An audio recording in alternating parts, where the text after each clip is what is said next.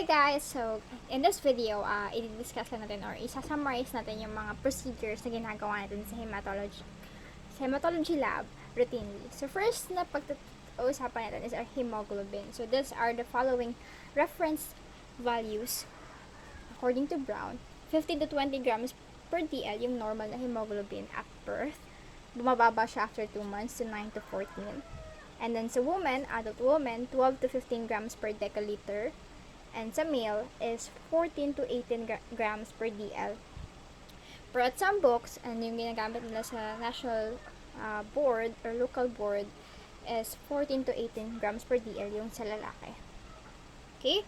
So, first i-discuss natin is yung cyan methemoglobin method. So, yung cyan methemoglobin method, guys, meron kailangan natin ng Drobkin reagent. So, take note kung ano yung contents ng Drobkin reagent. Makikita nyo yan siya sa inyong notes. If you can also look that from the books. Also, we need 3 tubes. Kailangan siya ng rack para hindi siya matumba. And this is the positive displacement na pipette. Ito yung tips niya. And then, we also need the normal control. So, yung normal control has the normal hemoglobin. And this abnormal control has the normal hemoglobins. And we use spectrophotometer. So, we know the spectrophotometer. We use cuvettes. So, dito nilalagay yung cuvettes. Tapos, i-close natin yung tatakpan. And then, babasahin natin yung absorbing readings dito. And also need whole blood. So, ating specimen is whole blood. Purple top. Okay? So, ito yung kanyang principle. So, be familiar to this principle. Whole blood is added to the cyan methemoglobin reagent. So, sa cyan methemoglobin reagent, kaya meron tayong potassium ferricyanide. Ano yung ginagawa ni potassium ferricyanide? Meron siyang, kino-convert niya yung hemoglobin iron from the ferrous state to the ferric state. So, kailangan natin kasi, guys, ferrous state yung, kailangan natin siyang i-convert into ferric para magkaroon siya ng methemoglobin. So, remember, methemoglobin has the ferric state of iron. Okay? So, yung methemoglobin na to, mag-combine siya with potassium cyanide. Si potassium cyanide, mapo-form sila ng, so methemoglobin plus potassium cyanide, mapo-produce sila ng cyan methemoglobin. Si cyan methemoglobin is pigment yan siya. Yung pigment na yan, ibinabasa natin yung kanyang color intensity at 540 nanometer.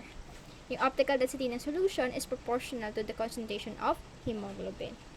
So, ulitin, yung ferrous form, gagawin natin ferric, by the presence of potassium ferricyanide. And then, makaform tayo ng methemoglobin. Then, si methemoglobin plus cyanide, makaform tayo ng pigment na cyan methemoglobin. Si cyan methemoglobin, i-measure natin at 540 nanometer. Okay? So, how do we perform the cyan methemoglobin procedure? So, una, kuha tayo ng tube. I-label natin for patient, for control, and blank. Magdadagdag tayo ng 5 ml ng Drobkin reagent or hemoglobin cyanide or cyan methemoglobin. So, yan. Nagtag tayo dito ng 5.0, 5.0, 5.0. So, ito na yung kanyang itsura. Mag-a-add tayo ng 0.02 ml of whole blood sa Freighcent na tube. And then, control naman na blood dito sa control. And blank, cyan methemoglobin lang yung laman ng blank. Okay? Siya lang mag-isa dyan. And then, imimix natin siya. Paano siya minimix? By repeated pipetting. Okay? Ipipipipet natin siya para ma-mix. And then, i-allow natin yung 3 minutes. I-incubate natin siya at room temperature. And then, itong tube natin ililipat natin sa cuvette. Okay? Nakakita na kayo ng cuvette in real life. Hindi mamahalin yan siya, guys. Mahal yung cuvette na yan. Hindi natin siya pwedeng magasgasan. Kasi kung magasgasan natin siya, hindi na siya makaka-absorb ng light. So, dapat maingat lang tayo gamit ng light. So, from that cuvette, lipat natin siya sa spectro. I-read natin siya at 540. Alamat niyo kanyang OD reading. Yung OD reading, equivalent nun or proportional sila ng hemoglobin concentration ng patient. Okay? Important notes na kailangan tandaan using cyan methemoglobin method. Pwede tayong gumamit ng sodium bicarbonate. Si sodium bicarbonate, pinapabilis niya yung reading for 15 minutes. And mali ko. Yung sodium bicarbonate, yung ginagamit natin dyan is 15 minutes yung reading. Pero kapag gumamit tayo ng dihydrogen, pinabibilis niya into 3 minutes. So, ulitin, kung sodium bicarbonate, matagal, 15 minutes. Kung dihydrogen potassium phosphate, 3 minutes. Yung solution dapat clear. Bakit?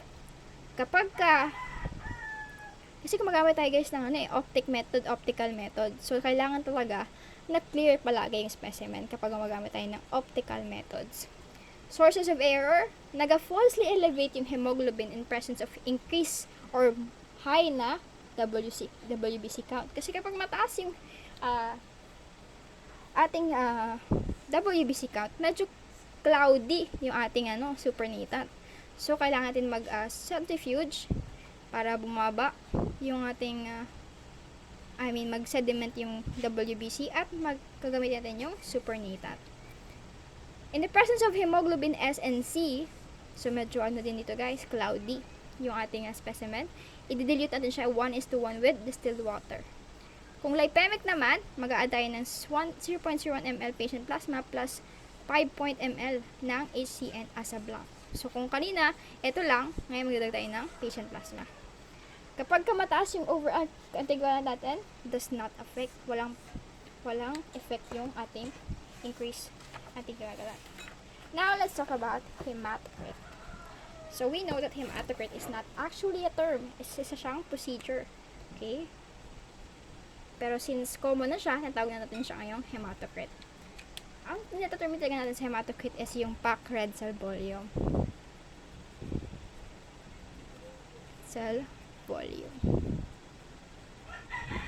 Okay, so yung hematocrit is a method for determining packed red cell volume. So yung normal values, mataas siya during birth, 45 to 60%. Kasi mataas yung erythropoiesis kapag baby pa. At 1 year old, bumababa siya into 27 to 42%. Sa adult female, 36 to 48%. Okay, sa male naman, 40 to 55%. So, remember the unit percentage yung ating hematocrit. So, according to national calculators, kung ano man yung mga source na, usually different books, 40 to 54%. So, ito yung ginagamit sa local boards. 45% kung male, 54%. Other females, 35 to 49%. Sa newborn, 53 to 65%. So, remember, increase yung erythropoiesis kapag kabata pa. So, that's why mataas yung RBC. Mataas yung hematocrit. Okay? So, ano yung mga kailangan natin dito guys? Kailangan natin ng microhematocrit tube. So, ito yung tsura niya. Kapag may red siya na band like this one, meron siyang anticoagulant. Ano yung anticoagulant niya? Heparin. Kapag blue naman yung band niya, meaning plain tube lang siya. So, ginagamit natin to guys for capillary blood. Ito, capillary na blood. Yung pula. Para hindi magbilog. Ito naman, kung anticoagulant na. For example, EDTA yung specimen natin, lilipat na natin siya. Pwede tayong gumamit ng plain. Kasi kung i-add mo yung EDTA dito, mag-react siya with heparin, so hindi pwede. So, kailangan plain yung tube na gagamitin for EDTA. Okay? So, remember this measurement, 75 millimeters and 1.2. Okay? Kailangan natin ng sealing compound. Ay, clean natin yung maglalagay tayo dito ng clay. Minsan nalagyan pa natin ng detergent sa ilalim para hindi mag-escape or mag-leak yung blood. So, isi-seal natin siya. Ngayon, nilagyan natin siya sa microhematocrit centrifuge. May tatawag siya minsan na hemafuge.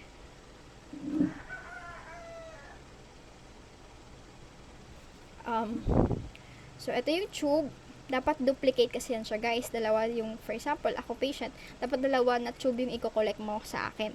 So, ilalagay mo yan siya, opposite to each other, and then ganyan. Tapos, tatakpan natin yung centrifuge.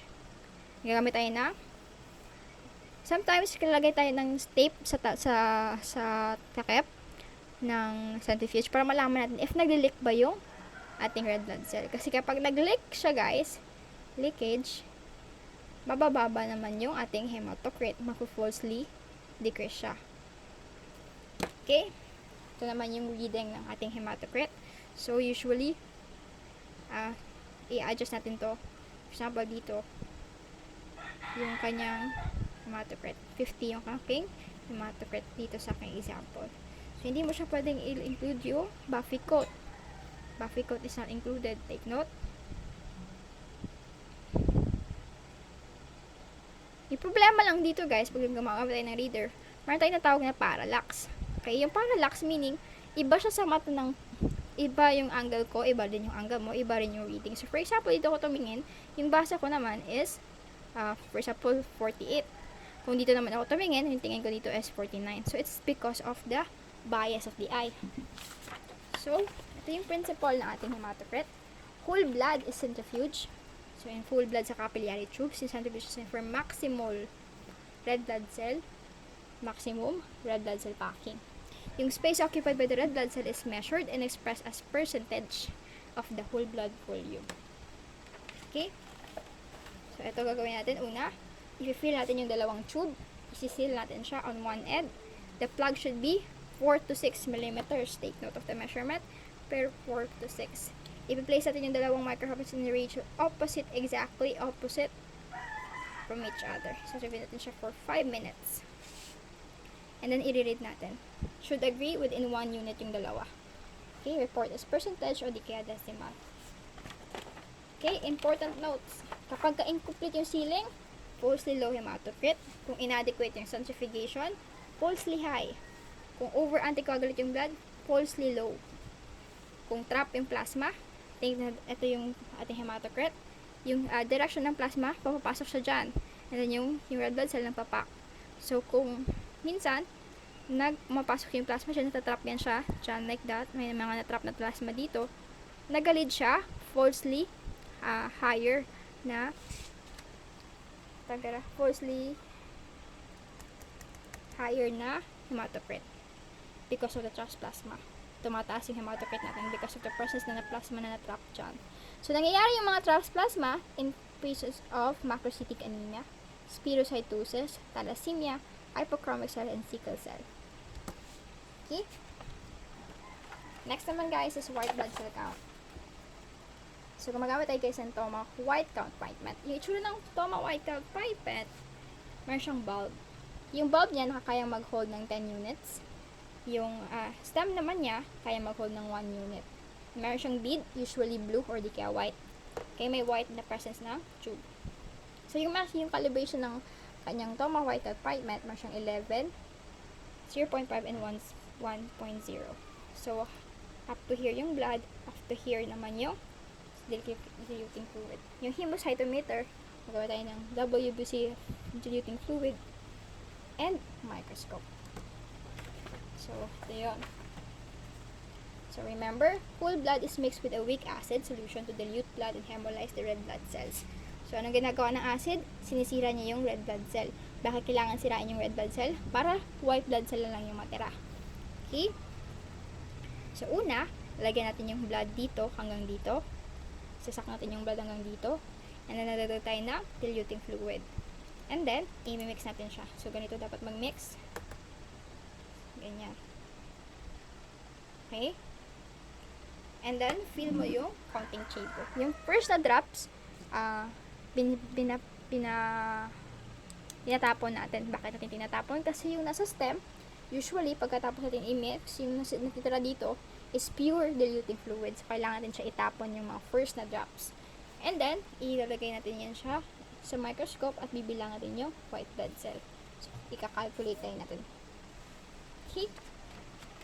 So, ito naman yung red blood cell count. So, similar to the white blood cell count, pero iba yung kanyang pipette. Yung kanyang pipette, Toma din, pero yung kanyang bulb, mas malaki. Kaya niyang mag-hold ng 100 units at meron siyang red na bead. So, may siyang resolution 0.5, 1.0 hanggang 101. So, ito yung kanyang hemocytometers. Dito tayo sa central square. Magbibilang. Magamit din tayo ng RBC, diluting fluid. So, kailangan natin ng isotonic. So, kanina, sa WBC count, acid yung ginagamit natin. Dito naman, isotonic solution. Para hindi ma-lyse yung ating red blood cell. So, ito yung principle. To say counting and prevent losses of red blood cell, whole blood is diluted with an isotonic diluting fluid. Si isotonic, piniprevent niya yung pinaprevent niya yung hemolysis. So, also guys, yung gamit tayo minsan ng NSS. Si NSS guys, for example, ito yung blood. Kung hindi siya totoong agglutination at rulo lang, magdadagdagan na siya natin ng NSS, madi-disperse yung rulo. Bakit ganon nangyayari? Kasi sa membrane ng red blood cell, puro positive at negative yan sila. Kaya nagkakaroon sila ng attraction at nagdidikit sila. So, si NSS, ang ginagawa niya, inaalis niya yung positive na charges. Pag inalis niya yan at puro sila negative, magre-repel na sila. So, madi-disperse niya yung rulo. So, ginagamit natin yung NSS to differentiate to differentiate rulo versus agglutination. Kapag dinagdag natin yung NSS sa rulo, magiging madi-disperse. Pero kung dinagdag natin yung NSS sa totoong agglutination, it will not disperse. Okay? It will not disperse. So, take note of the significance ng NSS. But usually guys, during red blood cell count, so take note lang yung pinaka-point, isotonic. Kasi, para hindi mapumutok o hindi mag-lyse yung ating red blood cell. So, yung procedure natin dito guys is similar to WBC count. You suck the blood 0.5 and then suck the fluid to 101. I-mix mo siya ulit ng ganun. And i-fill mo siya sa chanting curve and count the red blood cell and compute for the RBC count. Next naman guys is staining of blood smears. So una muna, yung smear natin, i-fix natin siya. Bakit natin kailangan i-fix? Para hindi siya mabura. Kasi kung hindi mo yan siya pinmix, hindi siya madidikit dyan. Pagka nirinse mo siya sa water, kakapanas na yan yung mga smear. Then, sa tray, lagyan natin yung tray, lagyan natin yung slide dyan. And then, lalagyan natin siya ng right gem sa stain. Yung right gem sa stain, i-drop lang natin yan siya dyan. Ipa-flood natin siya, pupunuin natin yung smear. And then, isi-stay lang natin siya for 4 minutes. After 4 minutes, magdadagdag tayo ng buffer. So, mag-a-add tayo ng equal volume of phosphate buffer for 7 minutes. So, 7 minuto. Magkakaroon lang tayo dyan ng metallic grain. So, dapat maka-absorb ka ng metallic grain. Okay? And then, i-rinse natin siya with distilled water. Dapat mahinay lang yung pag-rinse. Kasi kung mabilis, baka ma-wash off. For example, ilagay mo siya sa gripo. Siyempre, kung siguro pag-flow ng gripo, mawa-wash off yung smear mo. So, dapat hinay lang yung pag-rinse. And then, i-air dry and i-examine sa microscope. So, paano natin malalaman kung tama ba yung staining na ginawa natin? So, dapat yung kulay ng red blood cell natin is red-orange, hindi kaya sample pink. Yung reticulocytes should be pinkish gray. And yung nuclei ng mga WBC are dapat dark purple. So, next naman is the retic count. Okay? After the orthochromic normoblasts, ito yung tinatawag natin na metarubricite, leukocytes nucleus, pag nawala yung nucleus niya, meron pang natitira na RNA. So, yung RNA na yon, natira yun sa red blood cell. Yung cell na yun, tinatawag natin siyang reticulocyte. Okay? So, ano yung ulit yung laman ng reticulocyte? RNA or remnants of RNA. So, para ma-detect natin yung presence ng RNA, kailangan natin i-still yung red blood cell while they are still living. So, pag sinabi natin supravital,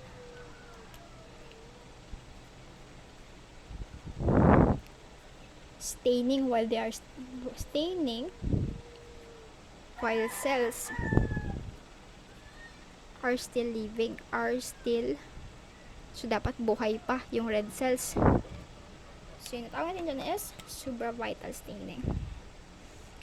So, kung naka-attend kayo ng lecture, yung supravital staining example, stains. Number 1 is NMB. Number 2 is BCB. So, ito yung NB or new methylene blue, yung mas preferred. And then, i-incubate natin siya with new methylene blue. Smear of this picture is then prepared and examined. the number of reticulocytes in 1,000 that RBCs are determined. This number is divided by 10 to obtain reticulocyte count in percent. So, try to be familiarized with the principle. So, ano sabi? Magdagdag tayo ng 3 drops of methylene blue. Guys, mali yung methylene blue. Dapat new methylene blue or NMB. Okay? 3 drops. After that, magdagdag tayo ng 3 drops of whole blood and mix. Paano yung mix? Ipapipet lang ng repeatedly. So, take note of the concentration. 1 is to 1. So, 3 is to 3, 1 is to 1. Okay? Incubate siya 37 degrees for 15 minutes. Dapat hindi 10 minutes. So, pwedeng tumabra sa 15 minutes but not less than 15 minutes. And then, gagawa tayo ng ng smear. And then, bibilangin natin yung 1,000 na RBCs and bibilangin natin kung ilan ba dun yung reticulocyte and i-divide natin by 10. Yung result or yung unit is by percentage. Okay? Next naman is ESR. So, yung ESR naman, ito yung kanyang natanggalin na Westergren method. So, whole blood or volume ng anticoagulant activated with trisodium citrate or diluted with 0. sodium chloride is mixed. So, ito, take note of this. But, ipi-place natin siya sa Westergren pipette and allowed to stand for exactly 1 hour in a vertical position. So, na yung position niya? Vertical. So, yung number of millimeters the RBCs fall during this time constitute the ESR. So, ano ba yung ESR exactly? Yung number of millimeters the RBCs fall during this time, usually 1 hour. Okay? 1 hour. Ano yung normal value? 0.15, 0 to 15 millimeters per hour in women and 0.10 millimeters per hour for men. So, add tayo ng 0.4 ml. Sabi niya, 0.4 ml daw ng diluted na sodium citrate. Kung wala tayo nito, pwede yung gumamit ng black tube. So, yun. Ito yung blood natin. And ito na yung diluent natin. Magdagdag tayo ng blood. And then, papasok natin ito yung Westergren pipette. Yung Westergren pipette, meron siyang stopper agad. So, may stopper siya. Vacuum din yan siya. So, kapag pinasok natin yung pipette dito, haakit lang agad yung blood. Haakit siyang ganyan. So, ito yung ilalagay natin siya sa rack in a vertical position. Dapat yung rack natin nasa stable, hindi natin siya nagagalaw, hindi natin siya nabubunggo. So, para hindi mag-fall. So, bibilangin natin kung ilan ba yung binaba ng red blood cell in span of 1 hour. Okay, ito naman yung OFT, yung syrup.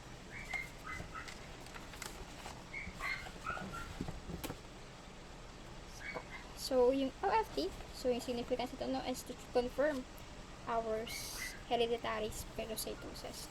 So, yung red blood cells are diluted in 0 to 85%. So, kung i-convert natin yung 85% is 0.85. Right? And then, the amount of hemolysis at each concentration is determined by measuring the absorbance of supernatant at 540 nanometer. So, for example, yung blood natin, normally, kapag nasa 0.85 siya, isotonic yan. Hindi pa siya mag-burst. At magsisimula lang siya mag-hemolyze at 0.45. And then, kapag yung red blood cell naman, na-expose sa 0.25%, hypotonic, papasok lahat ng water sa kanya hanggang sa magkaroon siya ng lysis or hemolysis.